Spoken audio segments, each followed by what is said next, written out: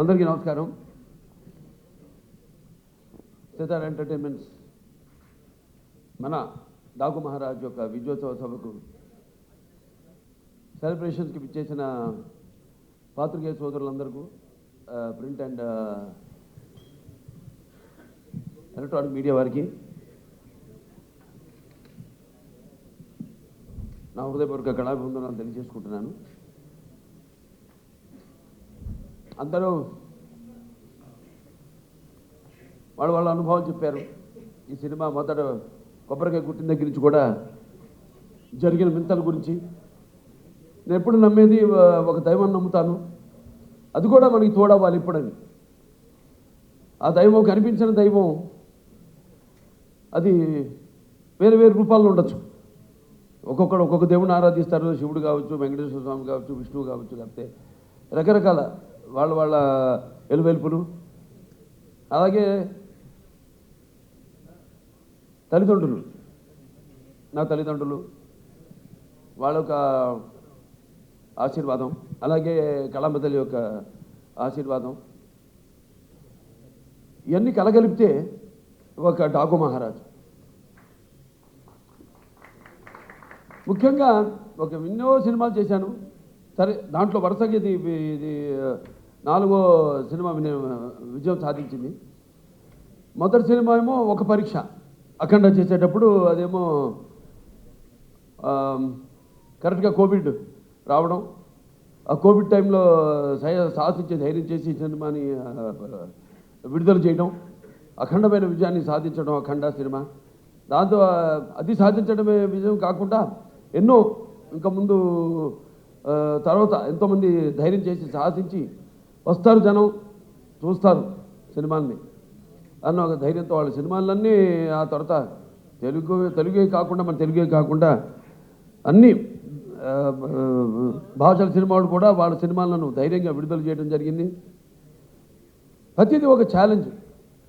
అయిపోయింది అఖండ, నెక్స్ట్ ఏమిటి అన్నప్పుడు ఒక వీరసింహారెడ్డి, అదైన తర్వాత సరే అది కూడా అయిపోయింది. అంటే ప్రతిదీ ఒక ఛాలెంజ్. అంటే పీక్స్కి వెళ్ళినప్పుడు ఎప్పుడు ఒక ఛాలెంజ్. నేను ఎప్పుడు అది ఛాలెంజ్గా తీసుకోను. ఎందుకంటే నాకు ప్రేక్షక దేవుళ్ళు వాళ్ళు ఇస్తున్న ప్రోత్సాహం అయితే లేకపోతే వాళ్ళకి ఏం కావాలి. ఎందుకంటే మేము ఎప్పుడు ఎవ్రీడే కన్జ్యూమబుల్ కమోడిటీ, అంటే నిత్యావసర వస్తువులు. సో మనం ముందే గ్రహించాలి. ఇప్పుడు వాళ్ళు ముందే ఏం కావాలి, అది ఒక ఫుడ్ విషయంలో కావచ్చు, లేకపోతే రకరకాల ఏమేమైతే ఉన్నాయో వాటిల్లో వాళ్ళు సర్వే చేసి, సో దాని తర్వాత వాటిని మార్కెట్లోకి తీసుకోవడం, ప్రమోట్ చేయడం.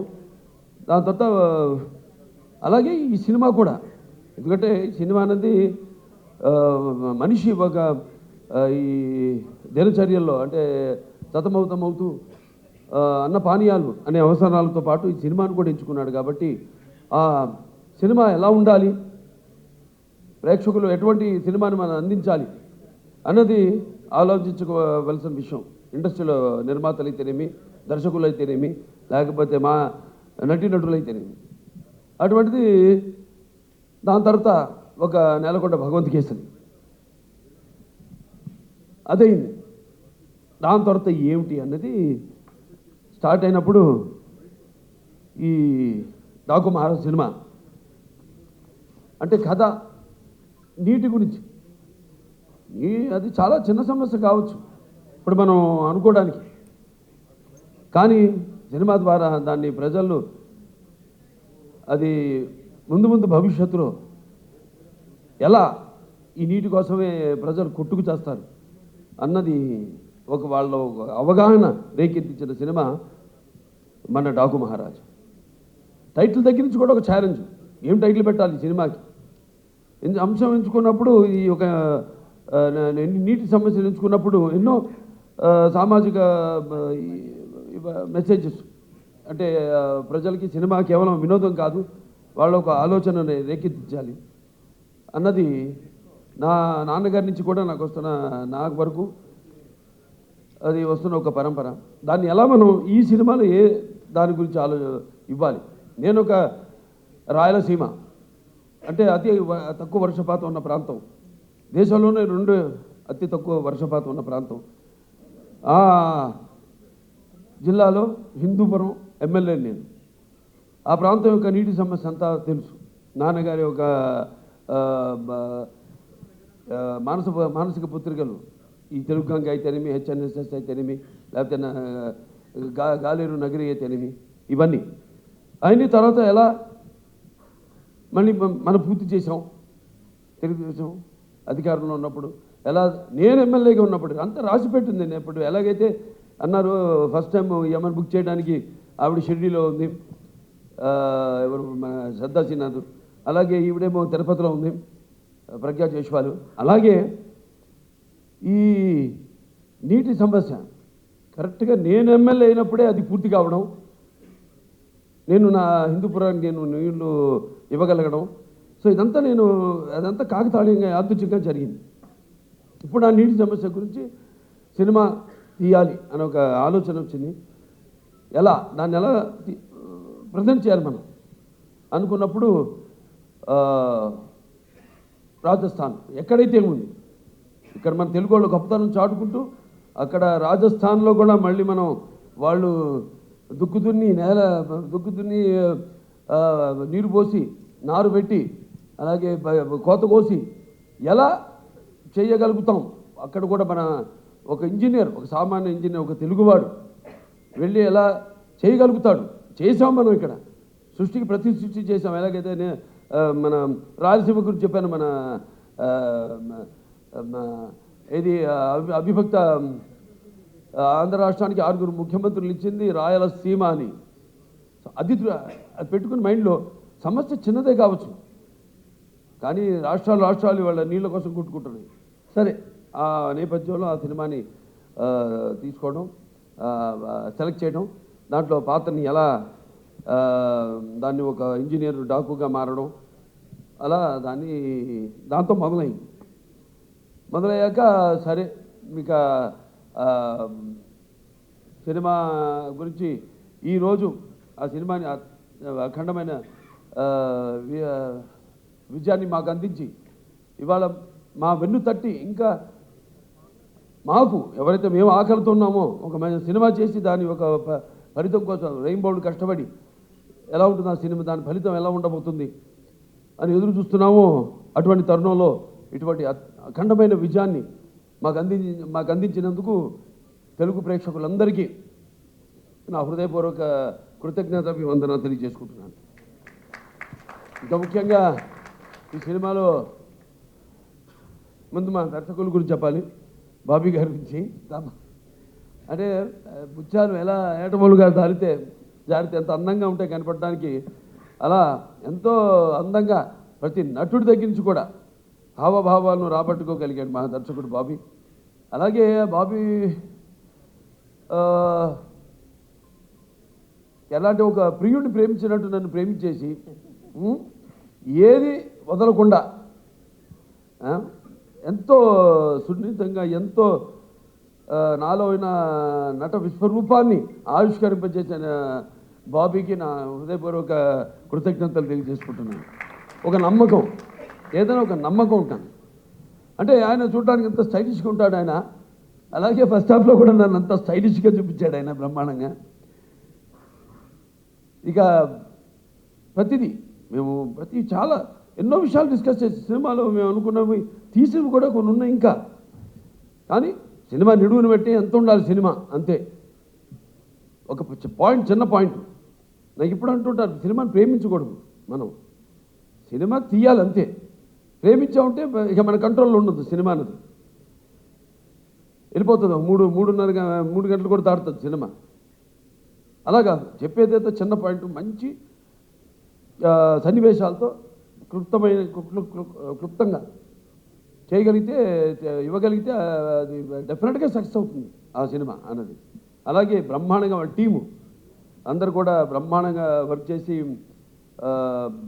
ఇవాళ డైరెక్షన్ డిపార్ట్మెంటు క్రాంతి అయితేనేమి, లేకపోతే సోమరాజు గారు అయితేనేమి, రాధాకృష్ణ గారు అందరూ, అలాగే ఆయన రైటర్స్ మిగతా మన మోహన్ కృష్ణ గారు, చక్రి గారు, వినీత్ గారు అయితేనేమి అందరూ ఎంతో బ్రహ్మాండంగా దాన్ని అందరూ కష్టపడి ఈ కథను చేయడం జరిగింది, ట్రీట్ చేయడం జరిగింది.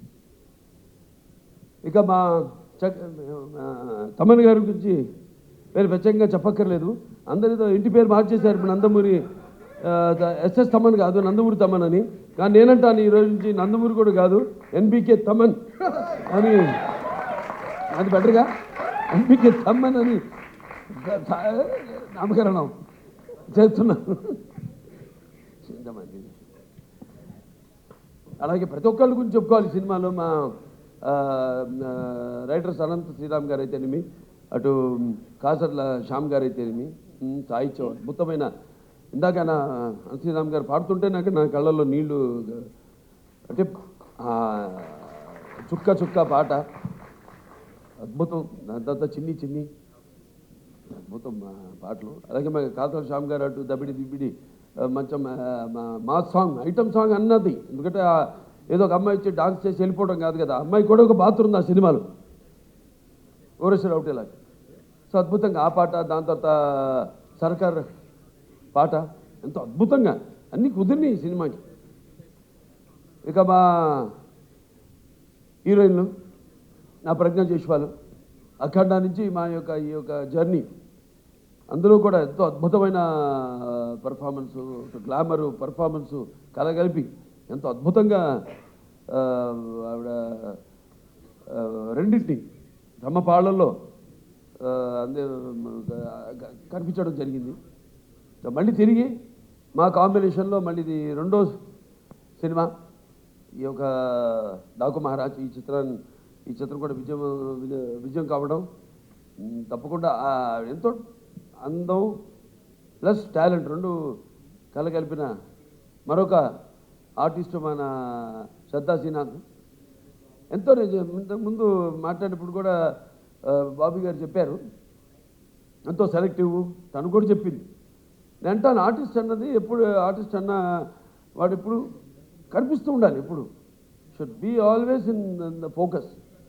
ఎప్పుడు ఎక్కువ అంటే ఆవిడ రియలైజ్ అయినట్టు సెయింగ్ దట్. ఇప్పుడు అంటుంది ఆవిడ, కాదు నేను గడించి ఎక్కువ సినిమాలు నటిస్తాను నేను అంటే. మంచి సినిమాలే, ఎందుకంటే ఆవిడకున్న ఇమేజ్కి, ఆవిడకున్న టాలెంట్కి తగ్గట్టుగా ఆవిడకి పాత్రలు వస్తాయి. మరి నేను అన్నది ఏదో ఇందాక ప్రేమించకూడదు సినిమానని, కథ వరకు పాత్ర వరకు మాత్రం ఎప్పుడూ కనిపిస్తూ ఉండాలి. ఉంటేనే ఆర్టిస్టుని మర్చిపోరు, ఎప్పుడు ఆర్టిస్టు గుర్తుండిపోతాను. సో అద్భుతమైన మరువైన పాత్రని ఎంతో అద్భుతంగా నటించిన శ్రద్ధా శ్రీనాథ్కి నా అభినందనలు తెలియజేసుకుంటున్నాను.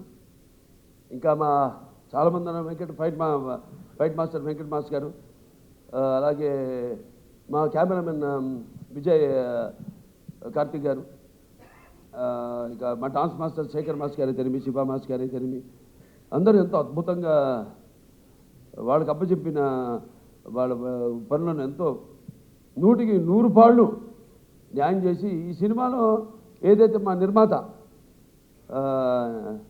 వంశీ గారు కలగన్నారు, ఆయన అభిమాని ఫ్యాను. అటువంటిది ఒక కొత్త బాలకృష్ణ నేను ఆవిష్కరించాలి ఈ సినిమాలో అని ఏదైతే ఆయన కలగన్నాడో, అలా ఆయన ప్రతి దాంట్లో కూడా ఆయన కేవలం నిర్మాతగా కాకుండా ఒక టెక్నీషియన్గా అన్ని క్రాఫ్ట్స్ మీద మంచి గ్రిప్ ఉన్న నిర్మాత మన వంశీ గారు. అటువంటి నిర్మాత కూడా మనకు ఉండడం ఒక ఆయన నా అభిమానిగా నాకు చాలా గర్వంగా ఉంది. సో ఆయన్ని ఈ యొక్క సందర్భంగా ఆయన్ని అభినందిస్తూ ఇంకా ఎన్నెన్నో మంచి అద్భుతమైన సినిమాలు తీశారు ఆయన బ్యానర్లో. ఇంకా ముందు ఇంకా మంచి మంచి సినిమాలు కూడా తీయాలని ఆయన అభినందిస్తూ, లాస్ట్ బట్ నాట్ మన వేద రాజం ఎంతో అద్భుతంగా పాత్రని డైరెక్టర్ గారు చెప్పారు. ఆవిడ గురించి ఎప్పుడు అవుతాను ఉండేది సెట్లో, అసలు కూర్చొని ఎరగను, లేకపోతే అలసిపోయి అట్లా కురుకు తీయడం కానీ ఎరగను నేను. ఎప్పుడు ఎంతో అటు విన్నట్టే అటు ఇటు చూసుకుంటూ మళ్ళీ చెప్పినట్టు డైరెక్టర్ గారు కెమెరా ఆన్ అనగానే అది ఏమిందో ఏమి ఎప్పుడు చూసిందో తెలియదు కానీ చౌ అనుగా చెప్పినట్టే అంత బ్రహ్మాండంగా అభినయించింది. ఆ పాత్ర మరి ఫస్ట్ హాఫ్లో అద్భుతంగా అసలు ఆ డైలాగ్స్ ఏదైతే బండి డ్రైవర్గా సెలెక్ట్ చేయడానికి నన్ను బండి తోలమంటుందో బండి వెనక్కి రివర్స్ తోలుతుంది దాన్ని బండిని ఆపగానే ఎందుకు నేను ఆపనలేదు కదా ఎందుకు ఆపామంటే వెనకాల పూల కుండీలు ఉన్నాయమ్మా దిగి వెళ్ళి చూస్తే అప్పుడు అంటాను వాటిలో కూడా పూల చెట్లకు కూడా ప్రాణం ఉంటుంది కదమ్మా అనగానే ఒకసారి ఆ పక్కన ఎవరైనా మగరాన్న ఆయన వెంటనే ఎంత అంటే ఎంతమంది వచ్చాడు ఇక్కడికి అనేది ఎంతో అద్భుతంగా ప్రతిదీ ఎంతో బాగా నటించింది పాప. మంచి భవిష్యత్తు ఉంది. ఫస్ట్ స్టడీ వెల్ ముందు पढ़ना भी उसके साथ बाद में धीरे धीरे యాక్టింగ్ करना. సరే మన సినిమాకి వస్తే చాలామంది అనుకుంటారు పాత్ర గురించి. ఇప్పుడు పాత్రలు పరకాయ ప్రవేశం అంటే పాత్ర సినిమా కథను ఓకే చేసి ఆ పాత్రకు వెళ్ళే వరకు నాకు తెలీదు. అంటే నేను నా వాచకం నా ఆంగికం కానీ నా ఆహార్యం కానీ ఎలా ఉంటుందో నాకు ఐడియా లేదు, ఉండదు. ప్రతి పాత్రకు ఒకటే చేస్తాను నేను. కాకపోతే ఒక్కసారి ఆ పాత్రలోకి వెళ్ళినప్పుడు ఆ పాత్ర నన్ను ఆ పరకాయ ప్రవేశం చేసినప్పుడు అంటే నేను ఎప్పుడు చెప్తుంటాను ఒక యాక్టింగ్ అంటే కేవలం అరవడం నవ్వడము ఒక తృప్తి పరిచే ఒక అరుపు ఒక డైలాగ్ అరవడము కాదు. పాత్ర అంటే ఒక పరకాయ ప్రవేశం ఇంకో పాత్రలోకి. ఏ పాత్ర అనుభవాలు అయితే ఆ యొక్క ఆ పాత్రకు ఆత్మ అనుభవాలు అయితే మనము అనుభవించలేదో ఆ పాత్రలోకి వెళ్ళిపోవడం. సో అది నాకు గొప్ప వరంగా భావిస్తున్నాను మా నాన్నగారి తొరత. అలాగే చాలామంది అంటుంటారు అంటే ఈ సినిమా మొదలైంది కూడా ఈ సప్త సముద్రాలు వాటి గురించి చర్చించుకుంటూ ఎన్నో చర్చించుకున్నాం సరదాగా. ఇక చర్చించుకోవడానికి ఉంది సబ్జెక్ట్ ఇంత అనుకుంటాం, దాన్ని కుదిస్తాం మళ్ళీ నేను చెప్పినట్టు 2.5 గంటలు. అంటే మనకి ఎలా ఉన్నాయి లవణ సముద్రం అయితేనేమి, ఇచ్చు సముద్రం అయితేనేమి, లేకపోతే సర్ప సముద్రం అయితేనేమి, దది సముద్రం అయితేనేమి, క్షర సముద్రం అయితేనేమి, లేకపోతే శుద్ధ సముద్రం అయితేనేమి, ఇలా మన దాంట్లో కూడా మన శరీరంలో కూడా 7 సముద్రాల నుంచి మొదలైంది. మన ప్రపంచంలో కూడా 7 సముద్రాలు ఉన్నాయి. ఎలా ఏం చేద్దాం ఈ నీళ్ళ గురించి ఎన్నో డిస్కషన్స్ చేసాం. వాటర్ గురించి ఒక సీన్ కూడా తీసేసాం నిడువు ఎక్కువైందని. దాంట్లో మన గురించి చెప్పుకుంటాం. ఏది మన సార్ ఆర్థర్ కాటన్ ధర ఒక్కడే గోదావరి దగ్గర ధవళేశ్వరం ఆనకట్ట కట్టించాడు. అలాగే ఈ యొక్క ఏదైతే పట్టిసీమ ద్వారా సముద్రంలో వృధాగా కలిసిపోతున్న నీళ్లను మళ్లించి అతి తక్కువ వర్షపాతం ఉన్న ప్రాంతాలకి, కరువు కాటకాలు విలయ తాండవాడుతున్న ప్రాంతాలకి నీళ్ళు ఇచ్చిన చరిత్ర మంది అని ఇలా ఎన్నో అన్నీ అంటే ఒక మన తెలుగువాడు గొప్పతనం. ఇవాళ ఇక్కడే కాదు ఎక్కడికి వెళ్ళినా అంతా మన తెలుగువాడు ఉన్నారు ప్రపంచంలో. అటు అమెరికా వెళ్ళినా ఇటు ఆస్ట్రేలియా వెళ్ళినా. అందుకే ఈయన చెప్పినట్టు తమన్ గారు చెప్పినట్టు సినిమా అక్కడ అమెరికా అయితేనే, ఇటు ఆస్ట్రేలియా అయితేనేమి, ఇటు ఇంగ్లాండ్ అయితేనేమి, ఇటు అక్కడ ఆఫ్రికా అయితేనేమి, ఎక్కడ కూడా ఎక్కడెక్కడ మన ప్రవాస తెలుగు వాళ్ళు ఉన్నారో అక్కడ వాళ్ళే కాకుండా ఇవాళ మన తెలుగు సినిమా ఏ రేంజ్కి వెళ్ళిందంటే ఇవాళ అవతల వాళ్ళు అంటే ఆ దేశస్తులు కూడా సినిమాలు చూసి మన సినిమాలు చూసి ప్రశంసించే స్థాయికి మన తెలుగు చలనచిత్ర పరిశ్రమ ఎదిగిందంటే మరి మనం ఎంతోమంది దానికి మన గొప్పలే మనం గొప్ప ఎక్కువ చెప్పుకోము. సో కాబట్టి ప్రేయర్లో అప్రస్తుతం ఇక్కడ. ఎందుకంటే నా వరకు నేను నా గురించి ఆలోచించుకుంటుంటాను. నా వరకు నేను ఎంత బాగుండాలి అంత అన్నది ఒక స్వార్థం అయితే తమ్మన్ గారు చెప్పారు చాలా వివరంగా. ఇవాళ ప్రపంచం ఎలా ఉందో, ఎంత కుదించుకుపోతుంటో అంత క్లిష్టంగా తయారవుతుంది ఈ ప్రపంచం. ఇవాళ నీళ్ళ గురించి తీసామంటే నీళ్ళే ఇవాళ అక్కడ చైనా అయితేనేమి, గాజెస్ అయితేనేమి, లేకపోతే ఇవాళ బ్రహ్మపుత్రం మీద రేపు ఆనకట్ట కట్టాలి వాళ్ళు అనుకోవడం అయితేనేమి, రేపు అబ్దుల్ కలాం గారు చెప్పినట్టు ఇక ముందు జరగబోయేది వెపన్స్తో కాదు యుద్ధాలు, వాటర్ వార్స్ జరుగుతాయని ఆయన యుఎన్ఓలో ఆయన ప్రసంగంలో చెప్పడం జరిగింది అబ్దుల్ కలాం గారు. అలా ఎన్నో చూసుకుంటే నా వరకు రికార్డ్స్ అన్నీ అన్స్టాపబుల్, నా కలెక్షన్స్ అన్నీ అన్స్టాపబుల్, నా అవార్డ్స్ అన్నీ అన్స్టాపబుల్, నా రివార్డ్స్ అన్నీ అన్స్టాపబుల్. వీళ్ళకి ముఖ్యంగా నా తెలుగు ప్రజానికానికి అలాగే నా అభిమానులందరూ కూడా నా కృతజ్ఞతలు తెలియజేసుకుంటున్నాను. ఎందుకంటే మనం ఇచ్చిన దాన్ని ఆదరించి కొత్తదనాన్ని ఎప్పుడూ ఆస్వాదిస్తారు మన తెలుగు వాళ్ళు అన్నదానికి ఒక నిదర్శనం. అంటే నాకేంటంటే సినిమా అంటే ఒక భాషా భేదం కానీ, లేకపోతే ఒక ఆడమ్మగా తేడా కానీ, లేకపోతే దానికి దారిద్ర్య తారతమ్యములు కానీ, పండిత పామరాది పట్టుపిడుపులు కానీ, దురభిమానులనే అడ్డుకోవడం ఉండవన్నది నాకు నమ్మకం. అటువంటిది మంచి సినిమాని ఈరోజు ఈ ఒక మన ఈ డాకు మహారాజ్ని అందరూ ప్రేక్షకులందరూ ఆదరించారంటే మరి మన వాళ్ళ తత్వం, వాళ్ళ నేచర్ ఏంటో అంటే ఒకసారి నేను అన్నట్టు మంచి తీస్తే ఏదైనా వాళ్ళ స్వీకరిస్తారు, బ్రహ్మరథం పడతారు అన్న దానికి ఇవాళ ఈ డాకు మహారాజు సక్సెస్ ఒక పెద్ద ఉదాహరణ.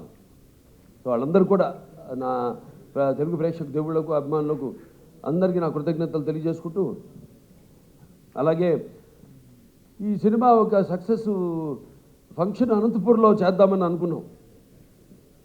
అనుకున్నప్పుడు ఆ క్రితం ముందు రోజు ఒక అనుకోరాని సంఘటన జరగడం, దాంతో మళ్ళీ దాన్ని క్యాన్సిల్ చేయడం, ఎంతో వ్యయప్రయాసాల గురించి అభిమానులు అక్కడ మా టీంని స్వాగతం పలకడానికి ఎన్నో ఏర్పాట్లు చేసుకున్నారు వాళ్ళంతా.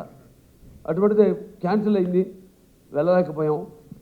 రేపు 22 వచ్చే 22 అంటే బుధవారం అక్కడ అనంతపూర్ వాళ్ళ సమక్షంలోనే అనంతపూర్ అభిమానులు అక్కడ మా ప్రజల యొక్క సమక్షంలో రేపు ఈ యొక్క డాకు మహారాజ్ యొక్క విజయోత్సవ పండుగను అక్కడ జరుపుకోబోతున్నాం అని చెప్పుకోవడానికి ఎంతో సంతోషంగా ఉంది.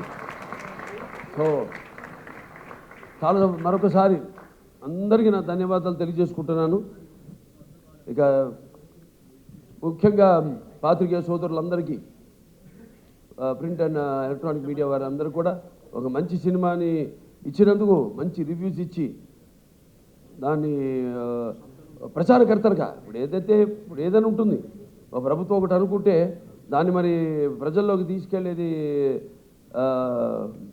ఎవరంటే కింద బ్యూరోక్రాట్స్, దాన్ని ఇన్కార్పొరేట్ చేయడం. అటువంటిది మంచి సినిమానికి మంచి రివ్యూస్ ఇచ్చి ప్రజల్లోకి తీసుకెళ్ళిన నా పాత్రికేయ సోదరులందరూ కూడా నా కృతజ్ఞతలు తెలియజేసుకుంటూ మరొకసారి అందరికీ టీం అంటే కార్ డ్రైవర్ నుంచి కూడా ప్రొడక్షన్ బాయ్ వరకు మాకు వంటలు వండి పెట్టిన